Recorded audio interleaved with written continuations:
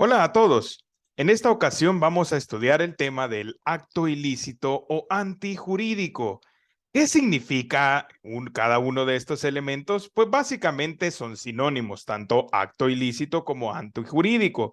Para que tengamos claridad, debemos de considerar que los actos lícitos pues son todos aquellos que se realizan conforme con el ordenamiento jurídico, es decir, que la ley o los permite o simplemente no están expresamente prohibidos.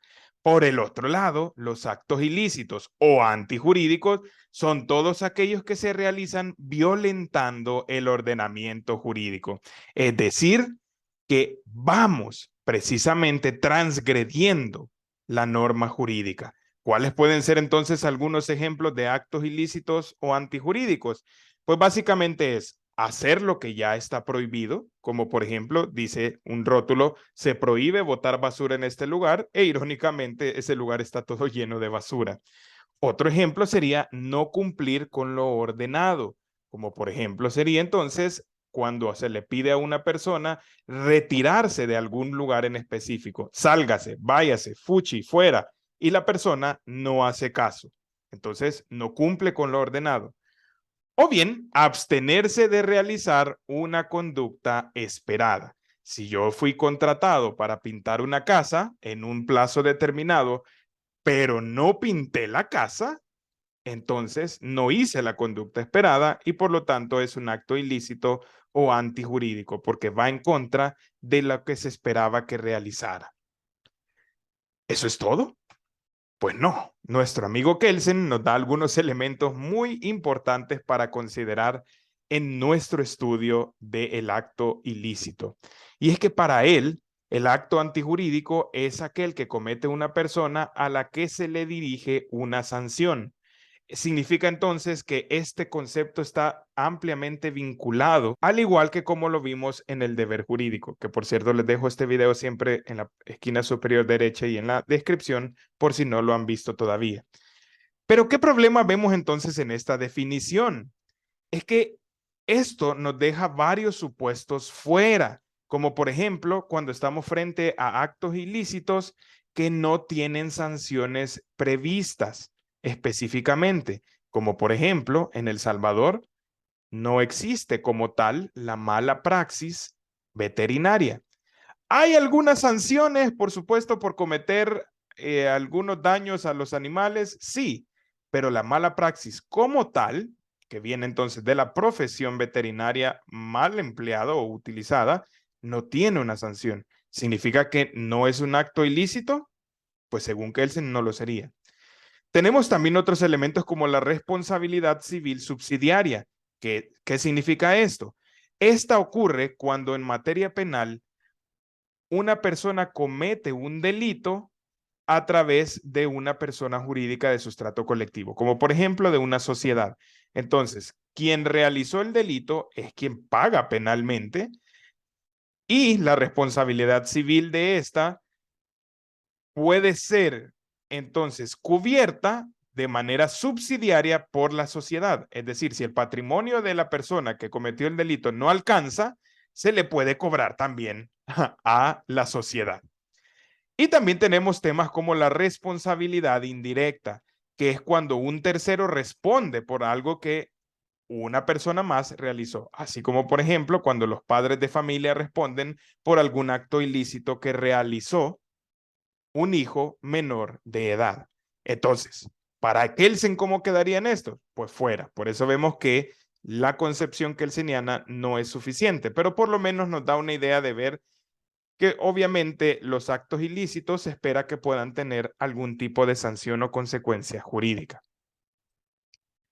Hay un elemento adicional que considerar, especialmente desarrollado en materia penal, que resulta muy interesante de conocer, y es que los actos ilícitos o antijurídicos pueden ser acompañados de dos elementos. Uno es la antijuridicidad formal y la otra es la antijuridicidad material.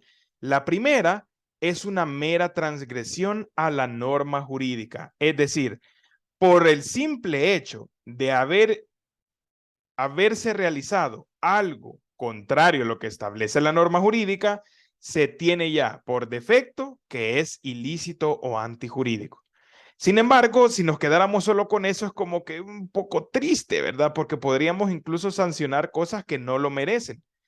Por eso entra el otro término que es la antijuridicidad material, que esta ocurre cuando el acto ilícito lesiona o al menos pone en peligro un bien jurídico que se pretende proteger. Y es que precisamente el derecho surge para garantizar derechos fundamentales de las personas y no tendría sentido entonces castigar algún acto que no ponga en riesgo estos bienes jurídicos de los seres humanos. ¿Cómo vemos esto aplicado en la práctica? Veamos el siguiente ejemplo. Imaginémonos que tenemos esta persona que decide pues intentar cometer un homicidio, pero la víctima muy astutamente dice esquivo, esquivo, me desaparezco y logra así salvarse de ser víctima de un homicidio. Entonces, ¿hay un acto ilícito en esto? Pues fíjense que el Código Penal de El Salvador en el artículo 62 dice que son punibles los delitos consumados y en grado de tentativa. Vean esto, no es necesario que se cometa el homicidio para poder entonces proteger la vida de las personas. Una tentativa, es decir, un intento fallido, como este caso, puede ser castigado. Y vean qué dice el artículo 68. La pena en los casos de tentativa se fijará entre la mitad del mínimo y la mitad del máximo de la pena señalada al delito consumado.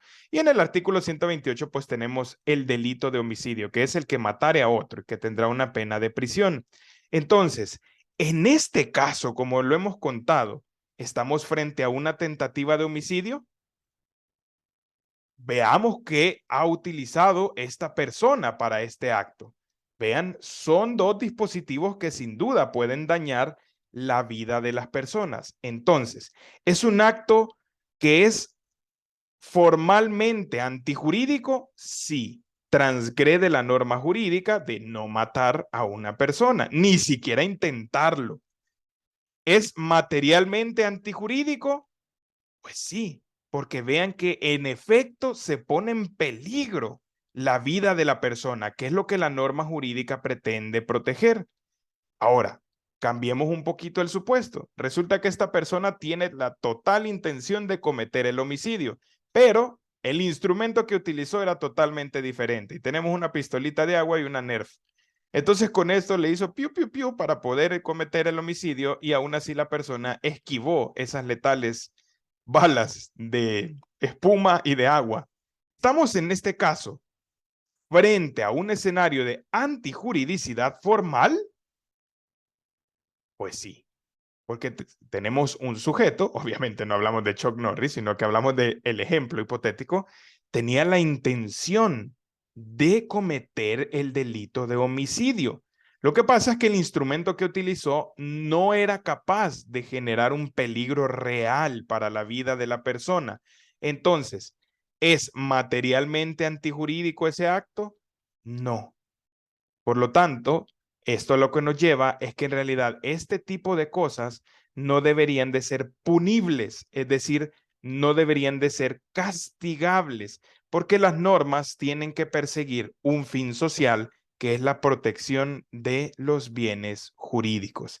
Así es que con esto nos quedaríamos acá hablando sobre el acto ilícito o antijurídico. Les recuerdo que si este video les ha sido útil, invitarlos siempre a suscribirse a nuestro canal, dejar su like y un comentario, y también los invito a que puedan ver el video del deber jurídico en caso de que todavía no lo hayan podido chequear, para poder ver un poco más de las enseñanzas de Kelsen sobre estos elementos. Hasta la próxima.